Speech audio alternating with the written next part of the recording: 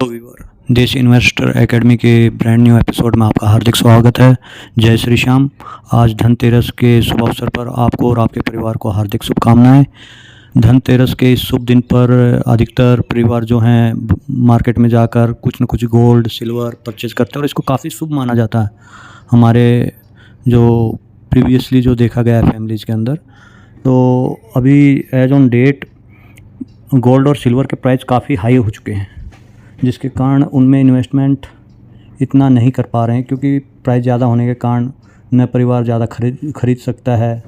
तो इससे हटकर क्यों ना हम थोड़ा थोड़ा करके गोल्ड और सिल्वर के ETF वगैरह में क्यों ना इन्वेस्ट किए रहे, तो इन्वेस्टमेंट की जर्नी को क्यों ना आगे बढ़ाएं। तो उसी को देखने के लिए सबसे पहले मैं कुछ आपको गोल्ड और सिल्वर के ETF वगैरह का दिखाता हूँ, जिनका पिछले एक साल में जैसे एक्सेस सिल्वर ने 70% के CAGR से पैसा बनाया है। सिल्वर में काफ़ी अच्छी रैली हुई है। तो आप सिल्वर का इसका प्राइस काफ़ी कम है, कोई ज़्यादा नहीं है, तो उसको देखेंगे जैसे 29.01 आप मंथली अगर 2000 रुपये भी डालते हैं, इसमें सिप करते हैं, तो आपका काफ़ी अच्छा फ़ंड इकट्ठा हो जाएगा, जो आपके फ्यूचर में काफ़ी आपके गोल को अचीव करने में काम आ सकता है। जैसे आपकी बच्ची की शादी, बच्चे की शादी या फैमिली की जो भी आपकी रिक्वायरमेंट हैं गोल्ड के और सिल्वर के प्रति, तो उनको काफ़ी अच्छे से फुलफ़िल कर सकता है ये। इसी में अगर आप देखेंगे, हमने जितना भी देखना है, जो भी इन्वेस्टमेंट के निर्णय लेने हैं, अपने फाइनेंशियल एडवाइज़र से एडवाइस लेते हुए ही करने हैं, क्योंकि यहाँ पर हर कोई कुछ न कुछ गलत बता देता है, बंदों को गाइड करता है। तो अपने पर्सनल फाइनेंस जो आपको जानता हो, जो मार्केट की नॉलेज रखता हो, आप उनसे एडवाइस ले सकते हैं। नॉर्मली हमें 5 से 7 साल का टाइम फ्रेम रखते हैं इन्वेस्टमेंट का निर्णय लेने के लिए। तो जैसे कि इसमें दिखा रहा हूँ मैं आपको, ICICI prudential regular gold saving fund, इसने लगातार 7 साल से 21% का रिटर्न दिया, जो काफ़ी अच्छा है। तो ये कुछ एक चुनिंदा जो ETF हैं गोल्ड और सिल्वर के, तो उनमें आप इन्वेस्टमेंट का निर्णय ले सकते हैं। और उसके अलावा कल के कुछ मेरे म्यूचुअल फंड्स के अपडेट नहीं हुए थे, तो वो अपडेट हो गए हैं। कुछ मैं आपको दिखाता हूँ अपना पोर्टफोलियो।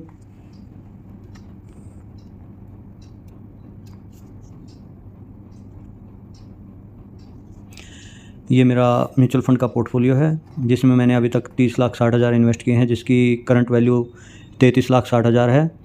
अनरिलीज्ड प्रॉफिट 3 लाख है, जो मेरी कैपिटल का 9.8% है।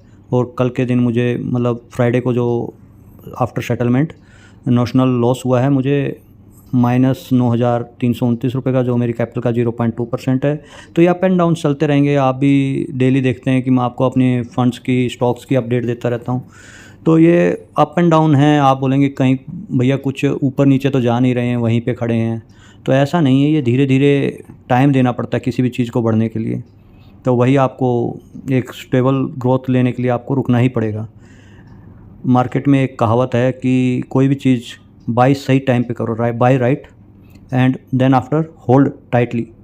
बिल्कुल हिलना नहीं है। जब आप किसी भी इन्वेस्टमेंट से बोर होने लगोगे ना, तो वो जो बोरियत सी आपको आने लगेगी ना इन्वेस्टमेंट से कि पैसा नहीं बन रहा है, तो समझ जाइए वही टाइम है जब पैसा बनेगा आपका।